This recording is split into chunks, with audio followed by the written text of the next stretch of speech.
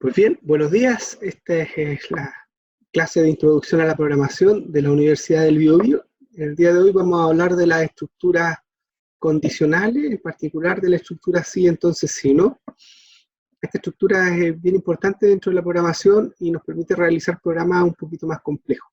Mi nombre es Miguel Romero y soy el profesor de la asignatura.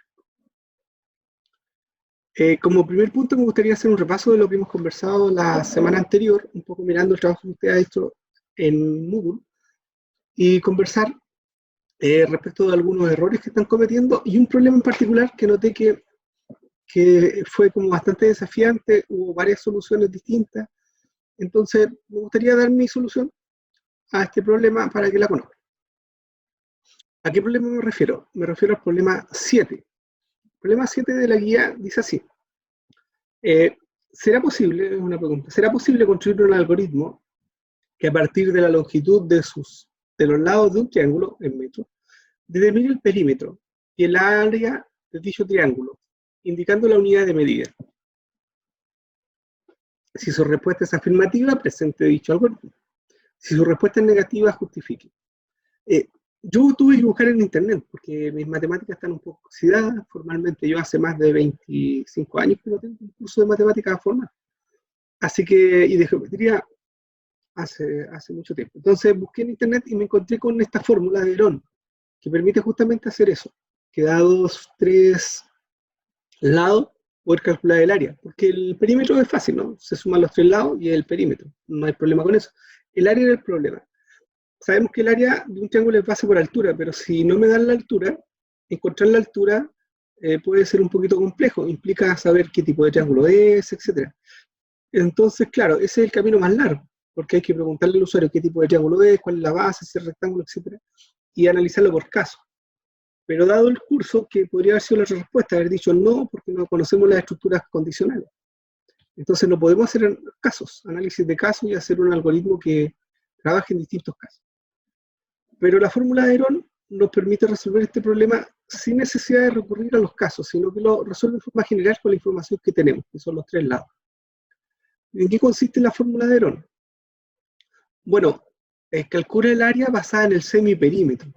Calculamos primero el semiperímetro, que sería P, que es igual al perímetro, A más B más C, dividido por 2. Eso es el semiperímetro. Y el área del semiperímetro corresponde a la raíz cuadrada de este producto, del semiperímetro por la diferencia entre el semiperímetro y el lado A, por la diferencia entre el semiperímetro por el lado B, por la diferencia del semiperímetro por el lado C.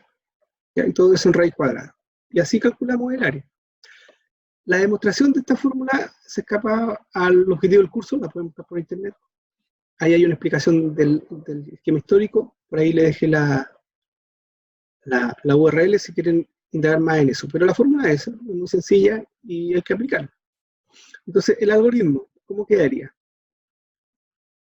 Aquí está, se lo voy a explicar. Lo hice en PCI para ya ir introduciendo el PCI un poquito más en detalle. Escribir, lo primero que vamos a partir haciendo es usando una instrucción de escribir para enviarle un mensaje al usuario y sepa qué información le estamos solicitando. El mensaje es lo que va entre comillas y sale textual por la pantalla. Dice, ingrese la longitud en metros de los 3 lados del triángulo.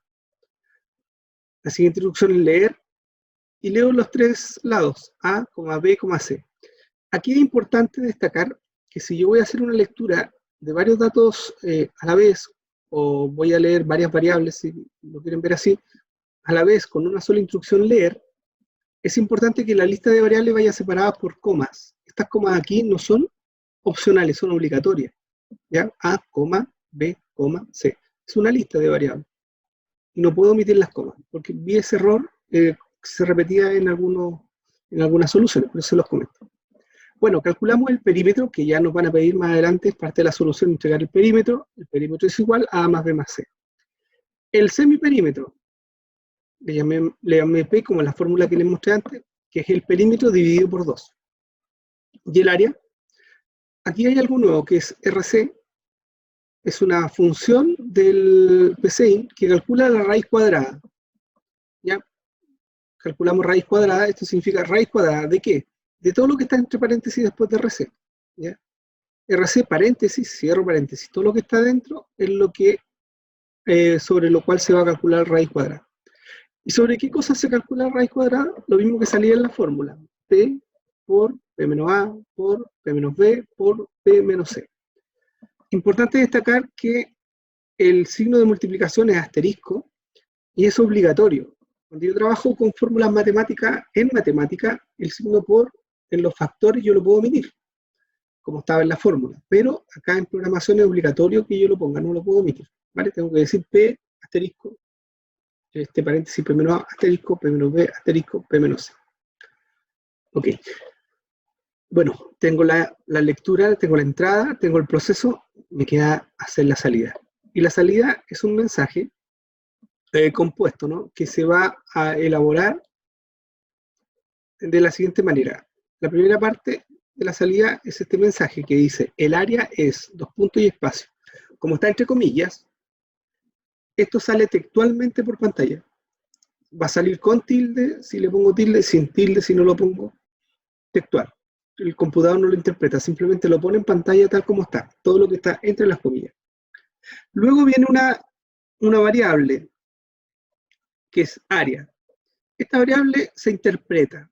Como no está entre comillas, lo que va a hacer el computador es ir a la memoria, buscar el contenido de la variable área y lo va a poner en pantalla.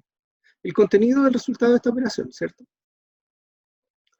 Noten que al igual que en leer, como hay un elemento primero que es una constante literal de tipo string, y después viene una variable, aquí tengo dos elementos dentro de una lista de elementos. Como es una lista de elementos, obligatoriamente hay que separarla por coma. Ya, estoy en el pseudocódigo y empecé. Entonces sería literal, constante literal, coma, variable. Estas comas no son optativas. Coma, otra constante literal, coma, otra variable. Si se fijan acá, es un mensaje, una variable, un mensaje, una variable. Hay 4 elementos, 1, 2, 3, 4. Por lo tanto, tengo que separar estos 4 elementos con coma. Serían 3 comas. 1, 2 y 3. ¿Ya? Entonces, la primera parte, entrego el área, y la segunda parte, el perímetro. Ya el mensaje espacio, tiene que ir el espacio porque si no saldría pegado al número, y el perímetro es 2 puntos espacio para separarlo del número que es el perímetro. ¿Ok? Esa era la solución. Errores comunes que hay aquí, en lo que yo observé, en los algoritmos que habían hecho ustedes, era la falta de coma acá, eso fue muy común a la hora de escribir. Y lo otro, un poquito con las operaciones, esto lo he visto en otros años, no recuerdo haberlo visto aquí este año, pero es escribir la asignación al revés. Y esto viene de una confusión, o no es confusión en realidad, porque en matemáticas es correcto. La igualdad es una operación conmutativa. Yo puedo decir P es igual a perímetro dividido por 2 y decir perímetro dividido por 2 igual a P. Y eso es correcto, porque estamos hablando de igualdad. ¿Ya? Si A es igual a B, entonces B es igual a A. ¿Ok? La igualdad es conmutativa. Pero esto es una asignación. Y la asignación no es conmutativa. Es siempre de derecha a izquierda. Y si yo tengo, por ejemplo, A igual a B, y es una asignación, eso es distinto de B es igual a A. La primera operación A igual a B, ¿qué es lo que hace? Cuando es asignación, toma el valor de la variable B y lo guarda en la variable A, reemplazando lo que A tenía. Lo que A tenía se pierde. Y en ese minuto se toma o se asume el valor de B. Y la operación inversa hace algo contrario, hace lo simétrico, ¿no? Pero algo distinto, no es lo mismo. Porque si yo digo B es igual a, el computador lo que va a hacer es ir a la memoria, buscar el valor de A, tomar ese valor y guardarlo en la variable B, borrando o perdiendo el contenido que tenía B. ¿Ok? Entonces, ojo con eso, cuidado, no es intercambiable, no se puede intercambiar la asignación. Lo que ocurre es que en pseudocódigo, el igual sirve para dos cosas, y por eso la confusión, sirve para comparar, es decir, P es igual a perímetro dividido por 2, podríamos hacerlo como pregunta, o podríamos usarlo como asignación. ¿Cómo me doy cuenta en qué caso estoy? La asignación siempre va en una línea limpia, sin nada por delante, así como está aquí. Si está así, sin nada por delante, es asignación. ¿Ya? Y si no, es comparación. Ya, si está dentro de una expresión, se va a evaluar como una comparación. Pero si hay una variable y después viene el signo igual, eso es asignación, como acá. Perímetro igual, es una asignación. P igual, es una asignación. Área igual, es una asignación. Así lo vamos a interpretar. Ya, si la línea comienza con una variable y después viene un signo igual, es asignación, no es comparación. El mismo algoritmo, pero en diagrama de flujo. El inicio del proceso, que es con ese símbolo, la lectura, que es con el rombo, y la flecha hacia afuera, porque estamos enviando mensajes, la lectura, flecha hacia adentro, también con rombo, las variables que intervienen, ABC, la asignación, es dentro de un rectángulo, es una operación que no es ni de entrada ni de salida, sino es de proceso, los procesos van en un rectángulo, asignación de perímetro, la asignación acá del semiperímetro, el cálculo del área, y finalmente el mensaje de salida.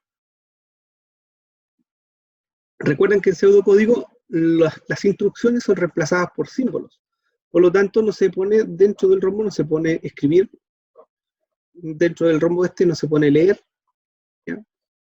Acá no se pone escribir. ¿Por qué? Porque el símbolo es la instrucción. Entonces la palabra, como está acá, que son azules las instrucciones, en pseudocódigo van, y en diagrama de flujo no van. Eso es. Bien, dicho eso, ya repasamos lo que hemos visto la semana pasada, que fue las operaciones, la secuencia, las operaciones de entrada y salida y asignación. Vamos a comenzar a ver una nueva operación, que es la estructura de control sí, entonces, sí, no.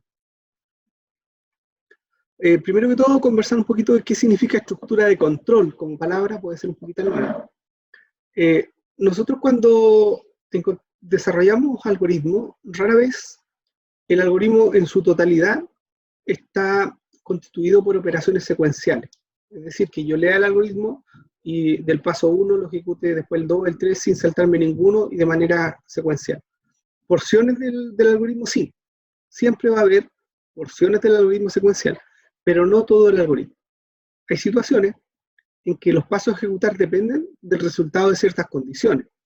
Puede ser que esta condición me indique que hay una instrucción que yo la deba repetir, o que hay una instrucción que yo deba ejecutar, o otra instrucción que no deba ejecutar.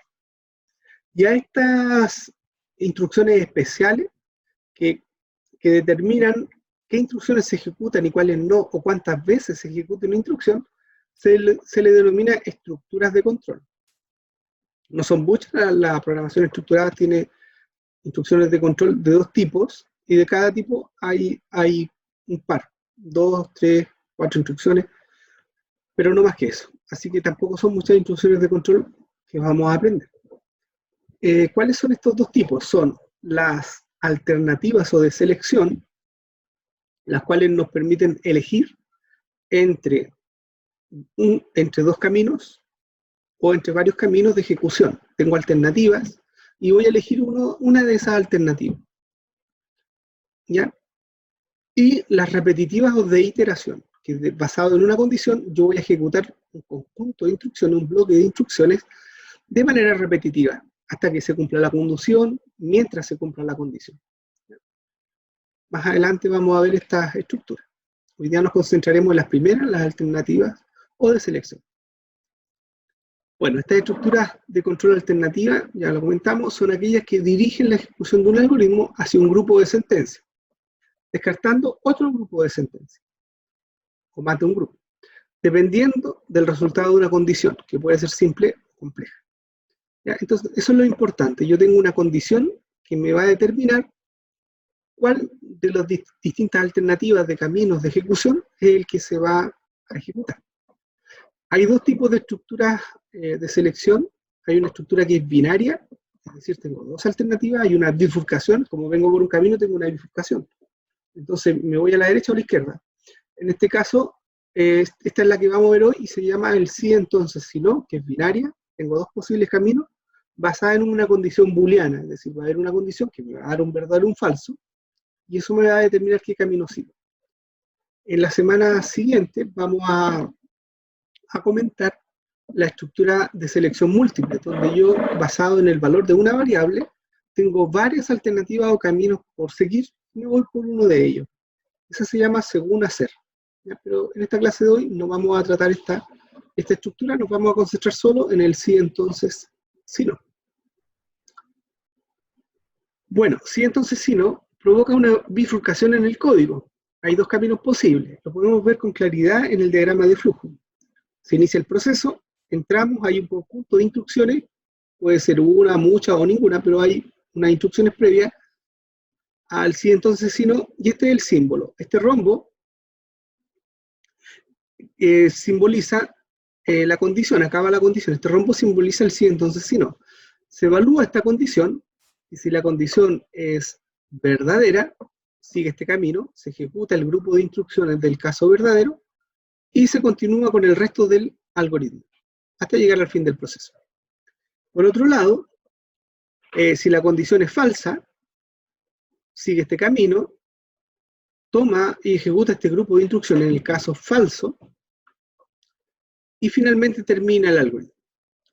En el pseudocódigo no se aprecia tan bien estos caminos, pero están aquí presentes. Vamos a tratar de entenderlo para no confundirnos después a la hora de programarlo, porque si uno lo entiende bien es muy sencillo, muy claro, pero si no, se confunde.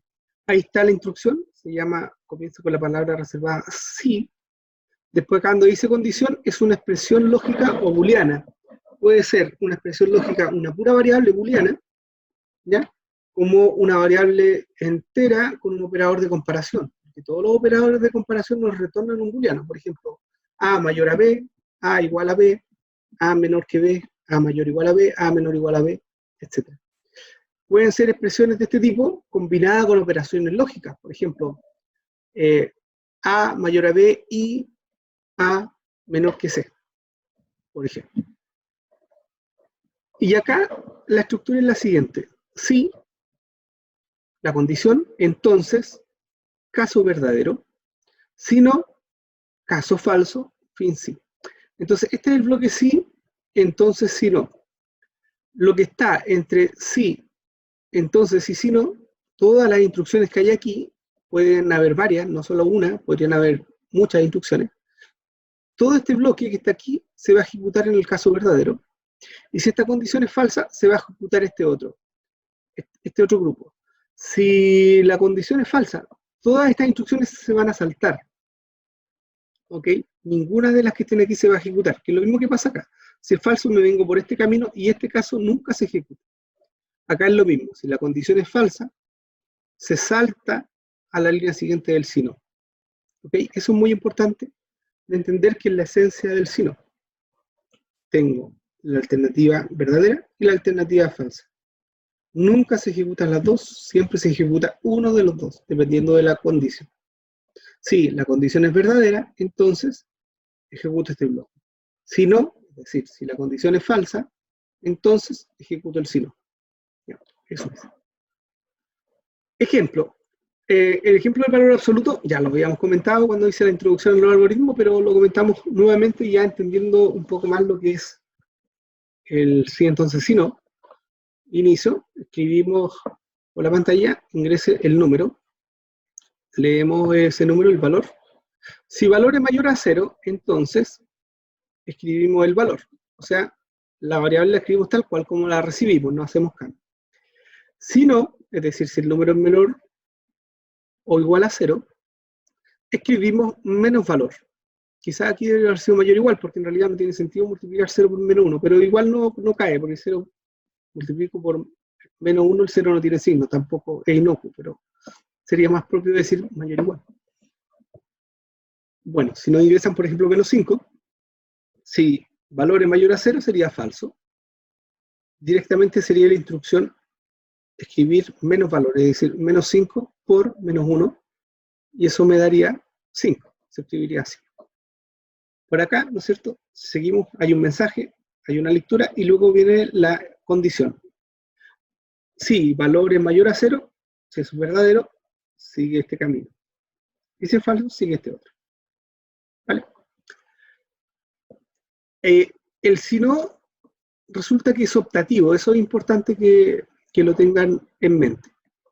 La parte falsa no necesariamente tiene que ir con instrucción, puede ir vacía, sin ninguna instrucción, como en este caso. El mismo valor absoluto, pero una alternativa de programación.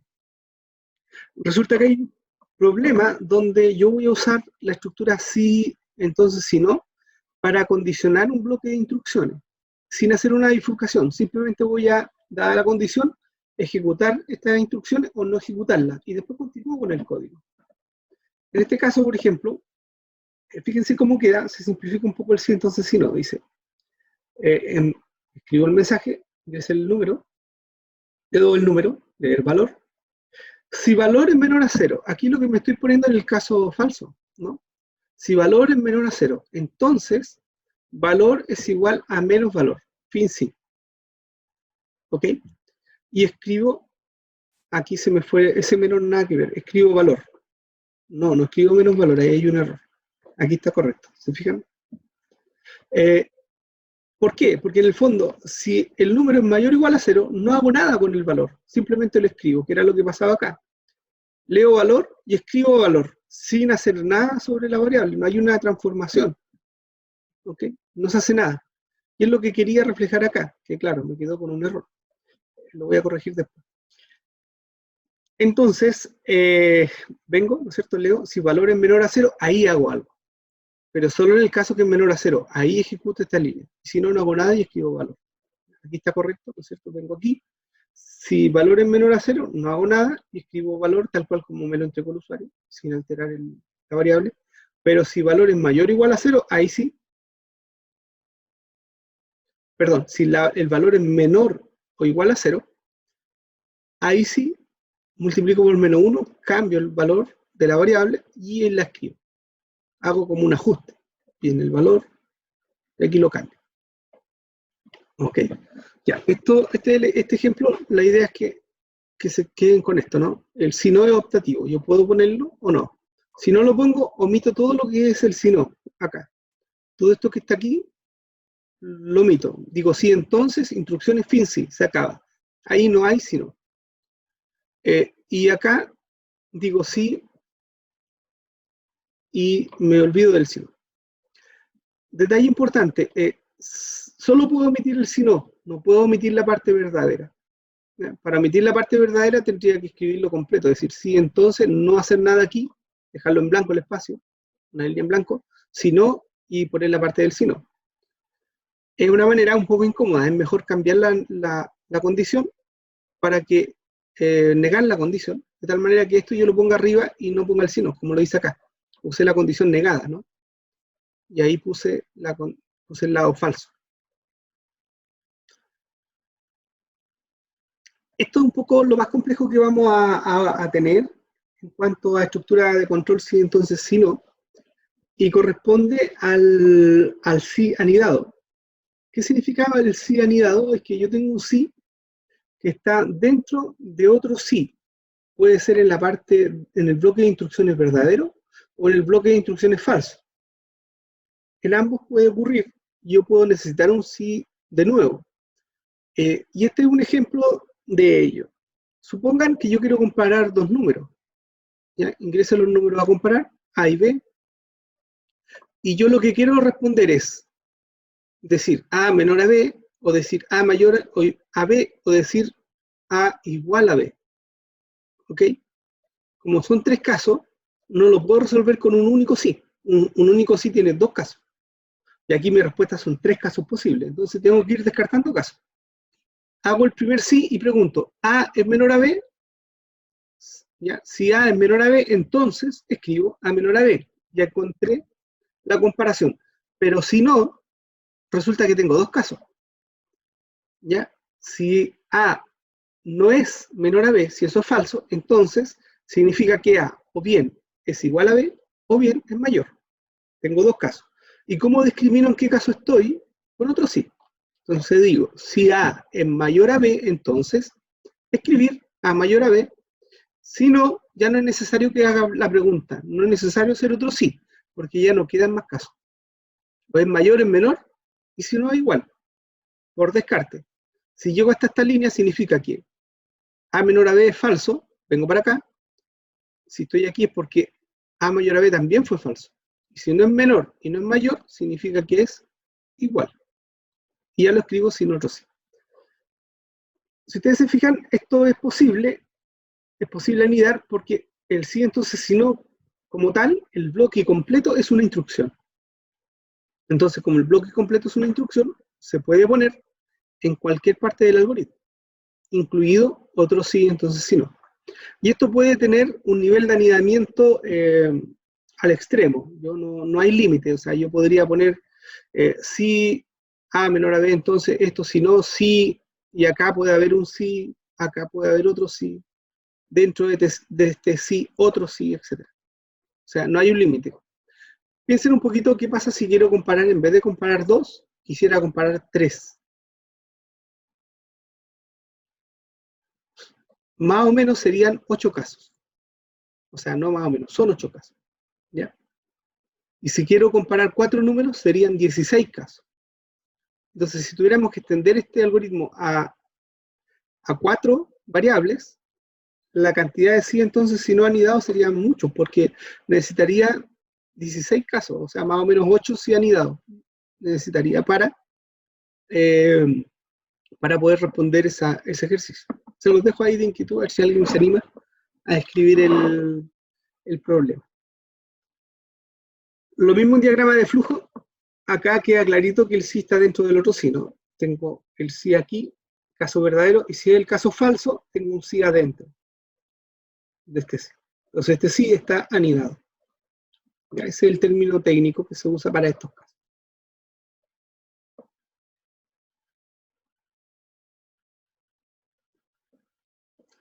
Bueno, un par de ejercicios. A ver cómo andamos en la mañana. Ejercicio 1 dice calcular, esto lo tomé de la guía, pero para que los veamos a modo de ejemplo. Calcular el número de pulsaciones que debe tener una persona por cada 10 segundos de ejercicio aeróbico. La fórmula que se aplica varía según el sexo de la persona. Si el sexo es femenino, el número de las pulsaciones es igual a 220 menos edad, todo eso dividido por 10. Si el sexo es masculino, el número de pulsaciones es igual a 210 menos edad, todo eso dividido por 10. O sea, el cambio está aquí, ¿no? Todo lo demás es igual. Este es un ejercicio. ¿Ya? El segundo, se requiere aumentar la funcionalidad de un reloj control en formato 24 horas, permitiendo determinar si un empleado llega atrasado o no. Si llega atrasado, deberá indicar cuántos fueron los minutos de retraso. La hora de entrada es las 8:10 de la mañana y la salida a las 18:30. Bueno, veamos el primero. En el primero, el dato de entrada, nosotros lo que queremos calcular es el número de pulsaciones que debería tener una persona por cada 10 segundos de ejercicio aeróbico. Y lo único que necesito saber es su sexo, porque el resto son, perdón, el sexo y la edad, ¿no? Porque en la fórmula, la única variable es la edad, pero tengo dos fórmulas dependiendo del sexo. Entonces tengo que leer sexo y edad. Estas dos variables son las entradas del problema. Y luego que ya conozco la entrada, es escoger cuál fórmula voy a usar dependiendo del sexo para el proceso. El proceso, o bien ejecuto esta fórmula, o bien ejecuto la otra. Ese sería el proceso. Y luego la salida es el número de pulsaciones que calculé. Voy a abrir el PSI para que lo escribamos acá, el algoritmo. Voy a cerrar esta parte. ¿Y qué tenemos? Entonces, escribir,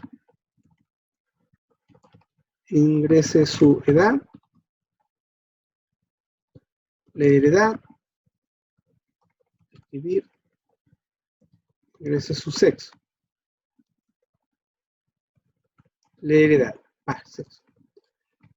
Ahí estamos, ahí está lista la entrada, ¿cierto?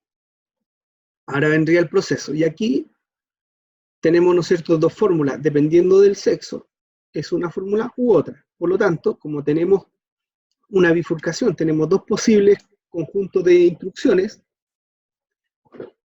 vamos a usar el sí. Sí, sexo es igual. Vamos a tener que acá tomar una decisión. Por ejemplo, vamos a poner acá F o M. para que el usuario no ponga lo que quiera, porque puede escribir femenino, masculino, hombre, mujer, no sé.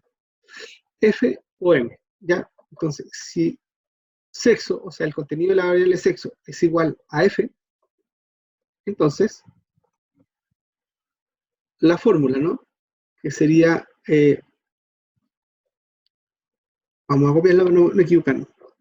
Si el sexo es femenino, el número de pulsaciones sería eso. Entonces vamos a llamarlo pulsaciones. Ahí sería esto. Si no, las pulsaciones era la misma fórmula, pero esto era 210. ¿Ya? Y lo que nos queda ahora es escribir la salida.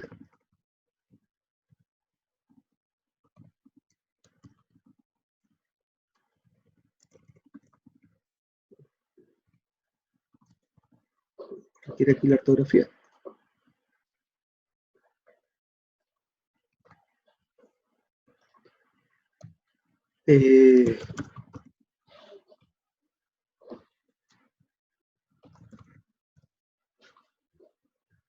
Y sería, ¿no?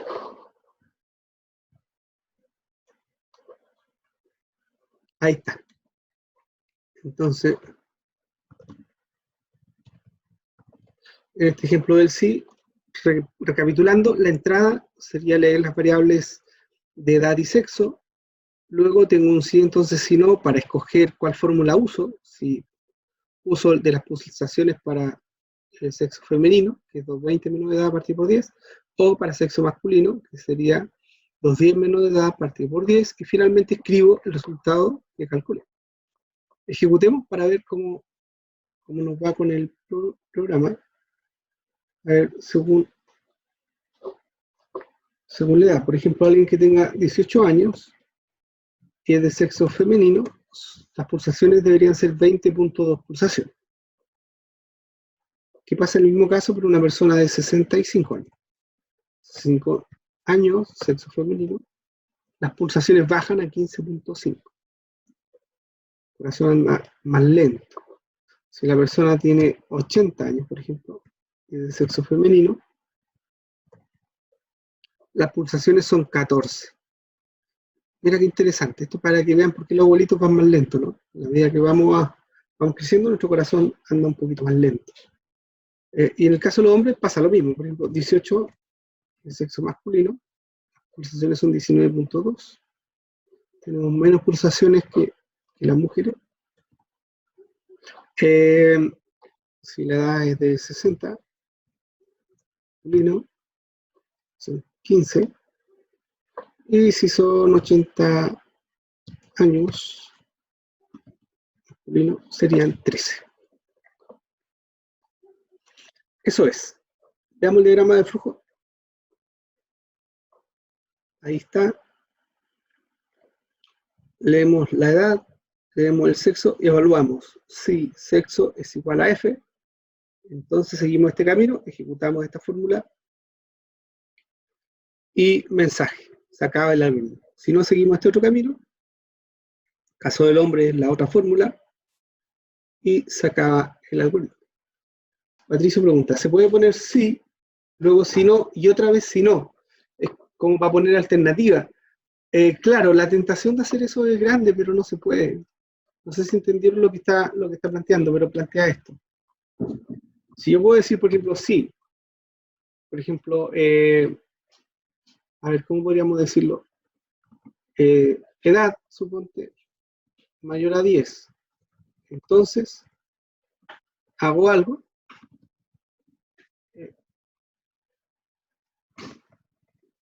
Algo.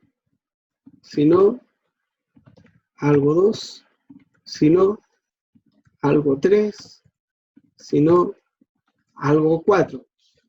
Claro, es como entretenido, como que tengo varias alternativas y aquí me soluciona la vida. El problema es que la condición que yo evalúo arriba tiene dos opciones.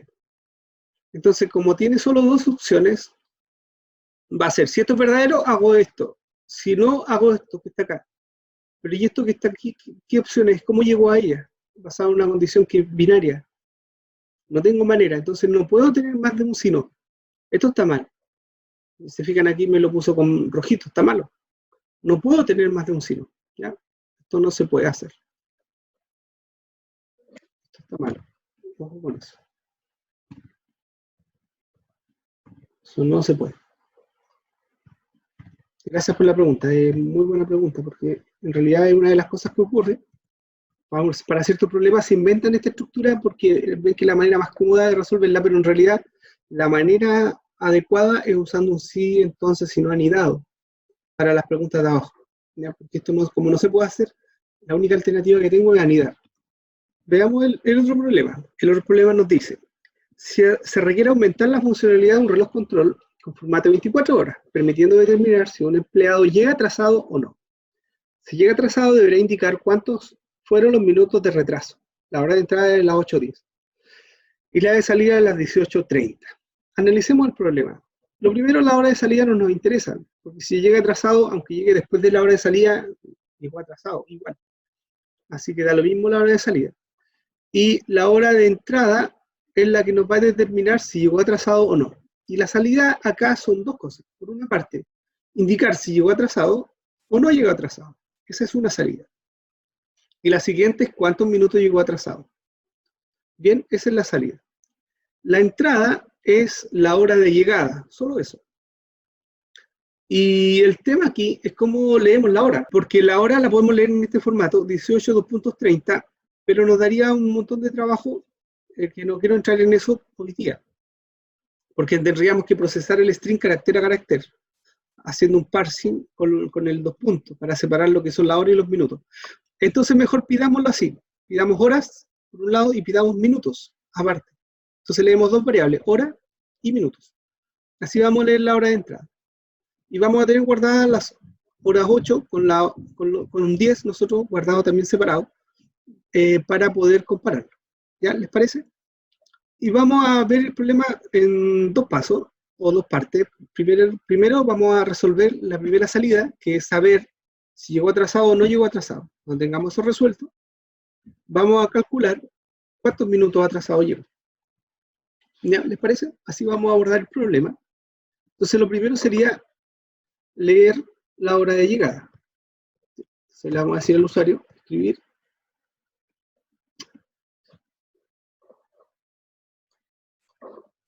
Le vamos a decir al usuario, entonces vamos a tener que dar el mensaje al usuario, vamos a escribir, ingrese, hora de llegada. ¿Ok? Entonces, leer, hora, leer minuto. Acá vamos a poner HH, espacio, MN. En ese formato. ¿Ya? Es importante indicar el formato porque de otra manera el usuario puede entregarte el formato de la hora como él quiera. Entonces no lo queremos, no nos sirve de cualquier manera, nos sirve solo de esa manera. Ahora vamos a saber si llega atrasado. ¿Cómo sabemos si llegó atrasado? Si hora es mayor a 8, entonces llegó atrasado. Ahí estamos seguros que llegó atrasado. Si la hora es mayor a las 8, por ejemplo, llegó a las 9, llegó atrasado. Si llegó a las 10, llegó atrasado. Si no, y ahora evaluamos los minutos, porque si la hora es mayor a 8, llegó atrasado. Si no, significa que la hora es menor o igual a 8. ¿Ya? Si la hora es menor que 8, no llegó atrasado. Pero si la hora es igual a 8, puede ser que todavía sea que llegó atrasado. ¿Ya? Entonces, vamos a hacerlo así, y después les voy a mostrar una manera usando lógica, pero primero quiero usar así y no hacerlo con la lógica para hacer una cosa más sencilla. Entonces, si la hora es igual a 8, entonces voy a depender de los minutos. Si la hora es igual a las 8, entonces dependo de los minutos. O sea, si minuto es mayor que 10, entonces llegó atrasado. Y si no, significa que llegó a las 8, pero bajo 10, llegó a la hora. Este sí no tiene sino, es decir, ¿qué sería el sino acá de este sí? ¿Qué significa? Que la hora es menor a las 8, porque la hora acá significa, si hora es mayor a 8, llegó atrasado. Si no, si hora es igual a 8, entonces veo los minutos. Y si no, significa que la hora no es mayor a la 8, no es igual a la 8, es decir, llegó antes de la 8. Por lo tanto, escribir, llegó a la hora. Y ahí estarían todos los casos, ¿cierto? Porque tengo el sí, con su si no, fin sí. Sí, si no, fin sí, si no, fin sí. Noten algo importante que se llama indentación. Es muy importante cuando trabajo con cianidado, prácticamente obligatorio, que yo deje los espacios pertinentes, la indentación, que es este espacio anterior a las instrucciones, y que se deja para indicar en qué bloque de instrucciones pertenece. Por ejemplo, todas las instrucciones que pertenecen al proceso están en este nivel de indentación. Las instrucciones que pertenecen a este sí, entonces si no, están en este nivel de indentación. ¿Ya? Las instrucciones que pertenecen a este sí van hacia adelante. Entonces cada vez que voy anidando, que voy entrando dentro, estoy poniendo un sí dentro de otro sí, voy anidando, aumento en uno la indentación, una tabulación más. ¿Ya? Entonces esto es lo que está más adentro en el código, más anidado, va a estar más tabulado. ¿Ya? Y es importante para poder leer con claridad el programa. Después se van a acostumbrar a leer los programas identados. Esto al principio, por lo menos a mí me molestaba un poco la indentación al principio porque estaba acostumbrado a leer con todo alineado acá a la izquierda, o justificado. Entonces, esto de que quedara desordenado, para mí esto era desorden, no era orden al principio. Pero luego cuando uno empieza a escribir se da cuenta que sin indentación, entender un programa largo es muy difícil, porque uno no sabe dónde comienza un sí, dónde termina, y la indentación nos permite darnos cuenta de eso y saber qué cosas están dentro de quién, ¿ya? Qué cosas están hiladas con quién, dónde comienza un grupo, dónde termina. Esta es una alternativa de hacerlo. ¿Tenemos otra? Sí, podríamos nosotros, como hay solamente dos casos, que llega atrasado o llega a la hora, definir mediante lógica, operaciones lógicas, y con un solo sí sin usar anidamiento. Y es expresar de manera, con una expresión lógica correcta, el caso de cuando llegó atrasado. ¿Y cuándo llega atrasado? Llega atrasado si la hora es mayor, ¿no es cierto? Llega atrasado si la hora es mayor a 8 o si la hora es igual a 8 y el minuto es mayor a 10, porque estas dos condiciones se deben cumplir al mismo tiempo. Y ahí llega atrasado. Voy a escribir otra solución acá, usando la lógica, que no nos va a necesitar quedar anidado. Voy a copiar esta parte de aquí. Voy a copiar hasta ahí. Ya, hasta ahí. Voy a poner acá fin sí para que esto no se caiga. Así. Bien, entonces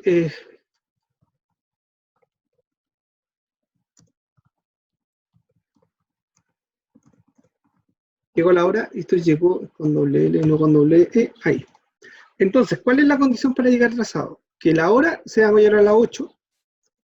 Ojo, paréntesis, la segunda condición es que la hora sea igual a la 8 y minuto sea mayor a 10.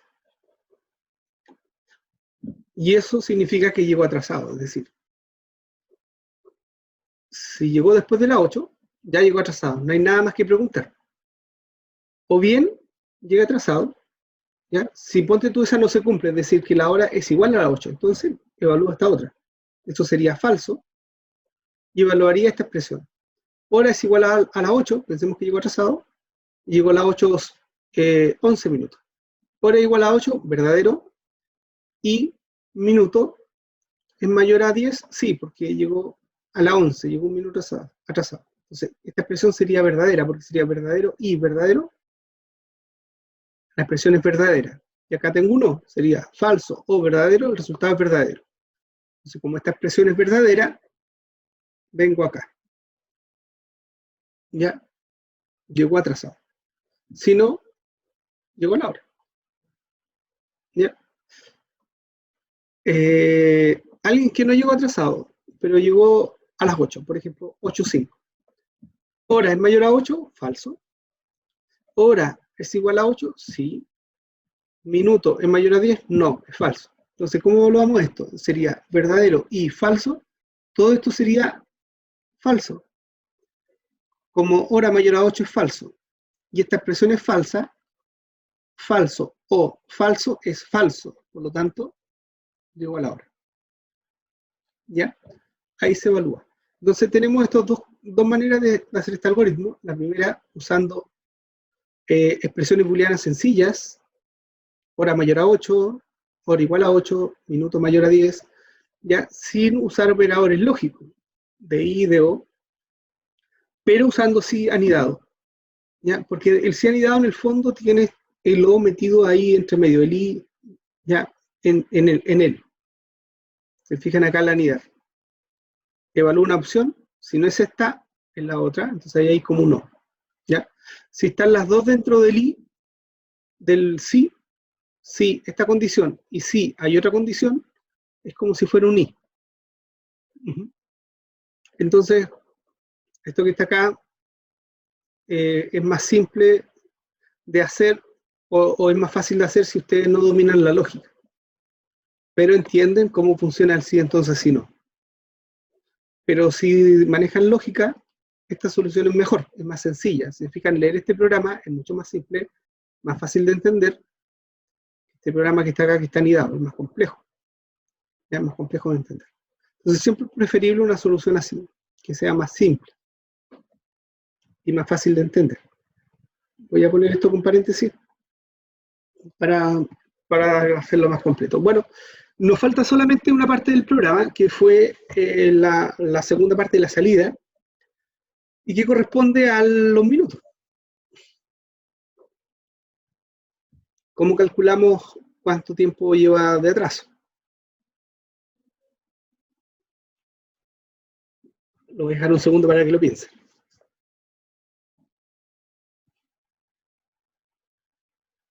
¿Ya lo tienen?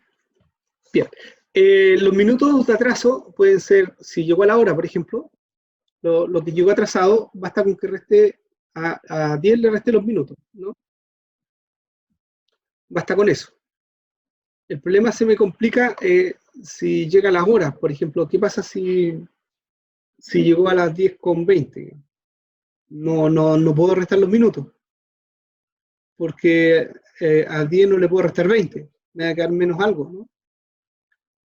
Entonces se me complica la cosa. Lo más fácil acá, como tenemos que decir cuántos minutos llegó atrasado, lo más fácil es transformar todo a minutos. Es decir,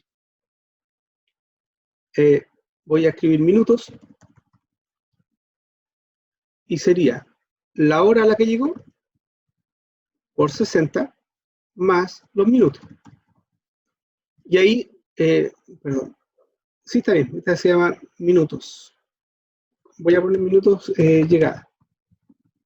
Ya, minutos llegada es igual a la hora por 60 más minutos. Minutos entrada sería 8 por 60 más 10. Entonces transformé la hora de entrada, las 8:10, a minutos, multiplicando 8 por 60 más 10. Y la hora de llegada de la misma manera. Entonces están los dos expresados en la misma magnitud. Es como tener 1 metro con 30 centímetros, transformarlo a 130. Pero lo mismo con los minutos. Entonces ahora yo resto y sería la salida.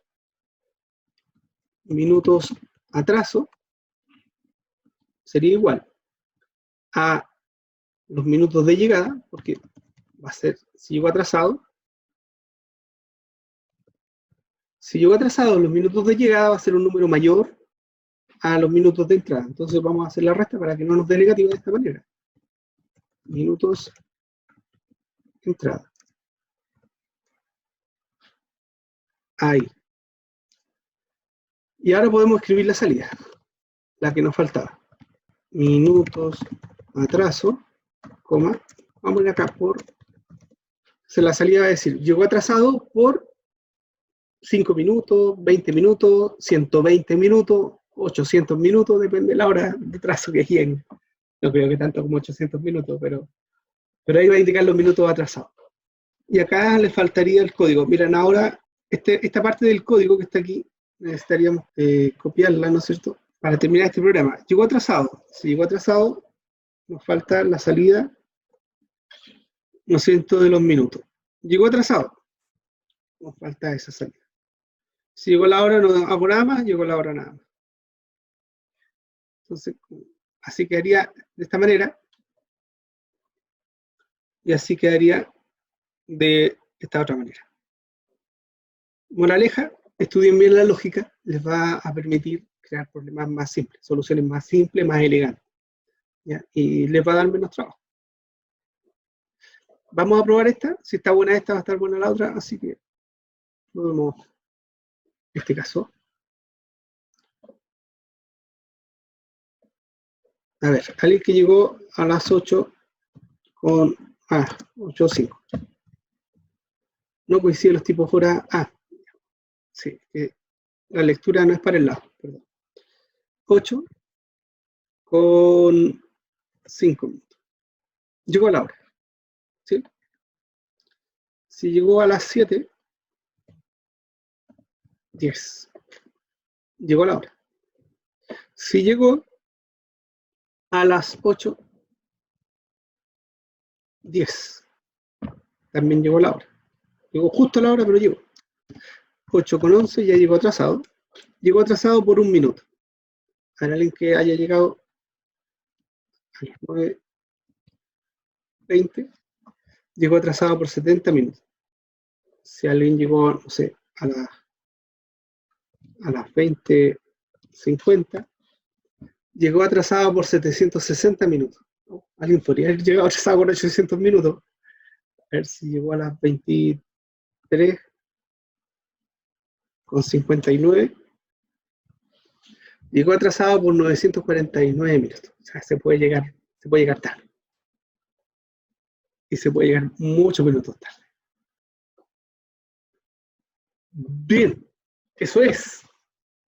Recapitulando, hoy día vimos una estructura que es genial, que permite hacer programas bastante entretenidos, mucho más complejos de los que hayamos estado viendo hasta aquí, que es la estructura sí, entonces, si no, que nos permite en nuestro código tener alternativas de ejecución y poder elegir basado en una condición en 2 caminos.